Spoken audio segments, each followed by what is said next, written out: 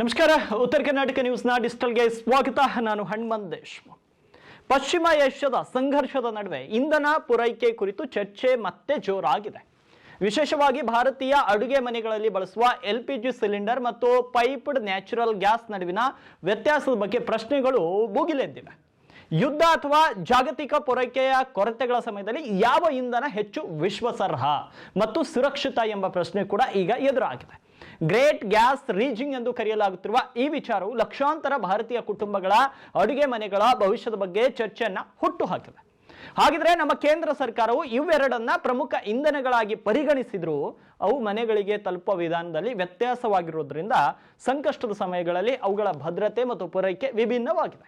ಅದರಿಂದ ಯುದ್ಧದಂತಹ ಸಂದರ್ಭಗಳಲ್ಲಿ ಈ ಎರಡು ವ್ಯವಸ್ಥೆಗಳ ವಿಶ್ವಾಸಾರ್ಹತೆ ಮತ್ತು ಭದ್ರತೆ ಹೇಗೆ ಬದಲಾಗುತ್ತೆ ಎಂಬ ಪ್ರಶ್ನೆ ಇದೀಗ ಚರ್ಚೆಯ ವಿಷಯವಾಗಿದೆ.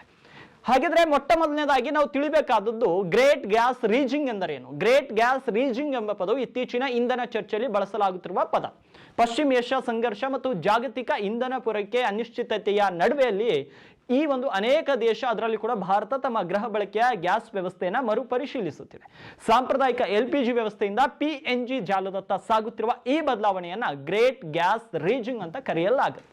ಹಾಗಿದ್ರೆ ಈ LPG ಮತ್ತು PNG ಪೂರೈಕೆಯಲ್ಲಿನ ವ್ಯತ್ಯಾಸವೇನು? ಈ ಒಂದು ಬಿಕ್ಕಟ್ಟಿನ ಸಂದರ್ಭದಲ್ಲಿ ಪೈಪ್ಡ್ ನೈಸರ್ಗಿಕ ಅನಿಲ ಹೊಂದಿರುವಂತಹ ಪ್ರಮುಖ ಪ್ರಯೋಜನವೆಂದರೆ ಅದರ ಕಣ್ಣಿಗೆ ಕಾಣದ ಪೂರೈಕೆ ಸರಪಳಿ. ಹೌದು, LPGಗಿಂತ ಭಿನ್ನವಾಗಿ PNG ಬೃಹತ್ ಪ್ರಮಾಣದ ಟ್ರಕ್ಗಳು, ಬಾಟ್ಲಿಂಗ್ ಘಟಕಗಳು ಅಥವಾ ವಿತರಣಾ ಸಿಬ್ಬಂದಿಯ ಮೇಲೆ ಅವಲಂಬಿತವಾಗಬೇಕಾಗಿಲ್ಲ.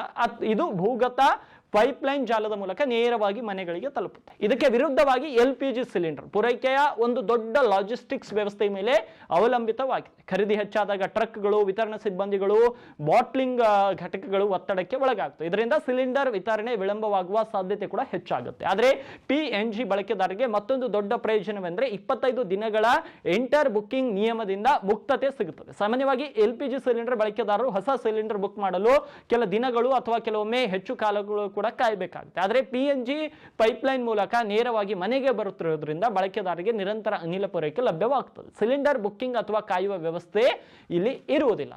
ಏನು ಸುರಕ್ಷತೆಯ ದೃಷ್ಟಿಕೋನದಿಂದ ನೋಡೋದಾದ್ರೆ, ಭೌತಿಕ ಸುರಕ್ಷತೆಯ ದೃಷ್ಟಿಯಿಂದಲೂ ಕೂಡ PNGಯ ಕೆಲವು ಸಂದರ್ಭಗಳಲ್ಲಿ ಹೆಚ್ಚಿನ ಲಾಭ ನೀಡುತ್ತೆ.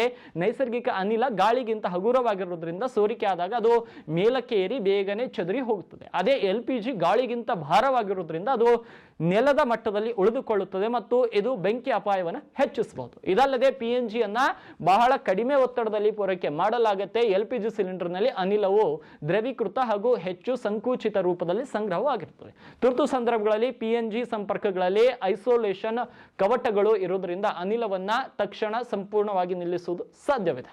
ಆದರೆ ದೇಶೀಯ ಪೂರೈಕೆ ಮತ್ತು ಜಾಗತಿಕ ಅವಲಂಬನೆಯ ಕುರಿತು ನೋಡೋದಾದ್ರೆ, ಸರ್ಕಾರವು ಮೊದಲು ಅಡುಗೆ ಮನೆಗೆ ಅನಿಲ ಎಂಬ ನೀತಿಯನ್ನು ಅನುಸರಿಸುತ್ತಿದೆ. ಭಾರತವು ತನ್ನ ನೈಸರ್ಗಿಕ ಅನಿಲದ ಸುಮಾರು 50% ದೇಶದಲ್ಲಿ ಉತ್ಪಾದಿಸುತ್ತದೆ ಮತ್ತು ಈ ಅನಿಲವನ್ನು ಮುಖ್ಯವಾಗಿ PNG ಜಾಲ ಮತ್ತು ವಿದ್ಯುತ್ ಉತ್ಪಾದನೆಗೆ ಬಳಸಲಾಗುತ್ತೆ. ಆದರೆ LPG ಪೂರೈಕೆಯ ಸ್ಥಿತಿ ಬೇರೆ ಇದೆ. ಭಾರತವು ತನ್ನ LPG ಅಗತ್ಯತೆಗಳ 60% ಹೆಚ್ಚು ಭಾಗವನ್ನು ವಿದೇಶಗಳಿಂದ, ವಿಶೇಷವಾಗಿ ಪರ್ಷಿಯನ್ ಕೊಲ್ಲಿಯ ಪ್ರದೇಶದಿಂದ ಆಮದು ಮಾಡಿಕೊಳ್ಳುತ್ತೆ. ಅದರಿಂದ ಹಾರ್ಮುಜ್ ಜಲಸಂಧಿಯಂಥ ಜಾಗತಿಕ ಬಿಕ್ಕಟ್ಟುಗಳು LPG ಪೂರೈಕೆ ಮೇಲೆ ಪರಿಣಾಮವನ್ನು ಬೀರಬಹುದು. ಆದರೆ 2026ರ ಈ ಬಿಕ್ಕಟ್ಟು ಇದೀಗ ಪಾಠ ಹೇಳಿದೆ. LPG ಸಿಲಿಂಡರ್ ಇನ್ನೂ ಗ್ರಾಮೀಣ ಮತ್ತು ಅರೆ ನಗರ ಭಾರತದ ಪ್ರಮುಖ ಅಡುಗೆ ಇಂಧನವಾಗಿ ಉಳಿದಿದೆ. ಆದರೆ 2026ರ ಪರಿಸ್ಥಿತಿ ನಗರ ಪ್ರದೇಶಗಳಲ್ಲಿ PNG ಹೆಚ್ಚು ಸ್ಥಿರ ಮತ್ತು ಸುರಕ್ಷಿತ ಆಯ್ಕೆ ಆಗಬಹುದು ಎಂಬುದನ್ನು ತೋರಿಸಿದೆ. PNG ಬಳಕೆ ಮಾಡಿದರೆ ಸಿಲಿಂಡರ್ ಸಂಗ್ರಹಣೆ ಅಗತ್ಯವಿಲ್ಲ, ಬುಕ್ಕಿಂಗ್ ಮತ್ತು ವಿತರಣೆಯ ಸಮಸ್ಯೆಗಳು ಕೂಡ ಕಡಿಮೆ ಆಗುತ್ತೆ. ಜೊತೆಗೆ ಅಡುಗೆ ಮನೆಯಲ್ಲಿ ಇದು ಸುರಕ್ಷಿತ ಪರ್ಯಾಯವಾಗುತ್ತೆ. ಇದೀಗ ಸರ್ಕಾರವು ಕೂಡ ನಗರ ಅನಿಲ ವಿತರಣಾ ಅಂದರೆ CGD ಜಾಲವನ್ನು ಹೆಚ್ಚಿನ ನಗರಗಳಿಗೆ ವಿಸ್ತರಿಸಲು ಮುಂದಾಗಿದೆ. ಈ ಹಿನ್ನೆಲೆ ಇತ್ತೀಚಿನ ಬಿಕ್ಕಟ್ಟು ಭಾರತವನ್ನ ನಿಧಾನವಾಗಿ ಪೈಪ್ ಆಧಾರಿತ ಇಂಧನ ವ್ಯವಸ್ಥೆಯತ್ತ ಸಾಗಿಸಲು ಪ್ರಮುಖ ತಿರುವಾಗಬಹುದು ಅಂತ ತಜ್ಞರು ಹೇಳ್ತಾ ಇದ್ದಾರೆ. ಇದರ ಬಗ್ಗೆ ನಿಮ್ಮ ಅಭಿಪ್ರಾಯವೇನು? ಕಮೆಂಟ್ ಬಾಕ್ಸ್ನಲ್ಲಿ ಕಮೆಂಟ್ ಮಾಡಿ ತಿಳಿಸಿ ಮತ್ತು ಈ ರೀತಿಯ ಲೇಟೆಸ್ಟ್ ಅಪ್ಡೇಟ್ಸ್ಗಳಿಗಾಗಿ ಚಾನಲ್ಗೆ ಸಬ್ಸ್ಕ್ರೈಬ್ ಮಾಡ್ಕೊಳ್ಳೋದನ್ನು ಮರಿಬೇಡಿ.